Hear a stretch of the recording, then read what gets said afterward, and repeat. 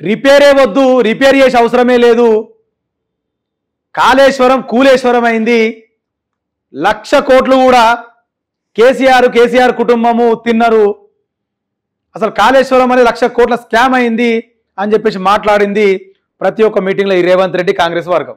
మరి కాళేశ్వరమే లేదు, కూలిపోయింది మొత్తము, మరి 1,00,000 కోట్ల స్కామ్ అయింది అన్నారు కదా, మరి దేనికి మీరు రిపేర్ చేయడానికి పోతురు? మరి దేనికి రిపేర్ చేపిస్తున్నారు మీరు? కాళేశ్వరం లేదు, మేడిగడ్డ లేదు, అసలు కాళేశ్వరం అనేదే సున్నా అయినప్పుడు, కాళేశ్వరం అనేదే నీళ్లు లేనప్పుడు, కాళేశ్వరం అనేదే పెద్ద స్కామ్ అయినప్పుడు, కాళేశ్వరంకి అయిన ఖర్చు 90,000 కోట్లు.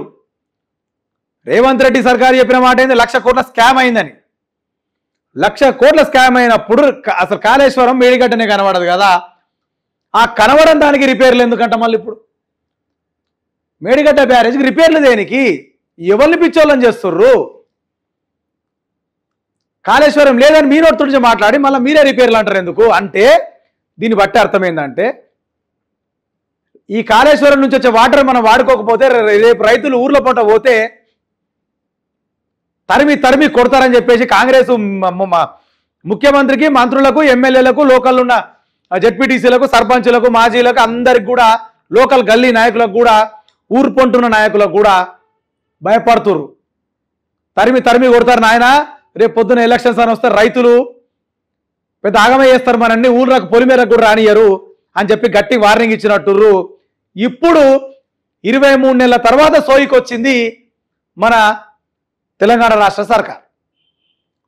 ఇప్పుడు సోయికి వచ్చి ఇప్పుడు రిపేర్ చేస్తామంటారు. అప్పుడు ఆల్రెడీ మెగా ఇంజనీరింగ్ వాళ్ళు అప్పుడే చెప్పిర్రు, ఏదైనా రిపేర్స్ వస్తే మేము ఖచ్చితంగా దాన్ని మేము క్లియర్ చేసిస్తామని మస్తు మొత్తుకురు వాళ్ళు. వద్దు పుసుకులంటే చేపించినాం అనుకో, మేము చెప్పిన మాటలు అబద్ధమైతే మరి ఇప్పుడు ఏమైనాయి? వాళ్ళు సొంత ఖర్చు పెట్టుకొని రిపేర్ చేస్తామంటారేమో వద్దన్నారు, ఇప్పుడు జనం సొమ్ము తీసుకుపోయి రిపేర్ చేపిస్తామంటారు. అది కాంగ్రెస్ పార్టీకి సంబంధించిన ముఖ్యమంత్రి కావచ్చు, మంత్రులకున్న మైండ్ సెన్స్, తెలివి అనమాట. కూలిపోయిన కాళేశ్వరానికి, కూలిపోయిన మేడిగడ్డ బ్యారేజ్కి ఎందుకు రిపేర్లు? కూలిపోయిందని గట్టిగా చెప్పారు కదా మీరే, చెప్పినాక మళ్ళీ ఎందుకు? ఇంకా ప్రజలు ఇంటురు కదా అని ప్రజలు పిచ్చోళ్ళని చేస్తుర్రు.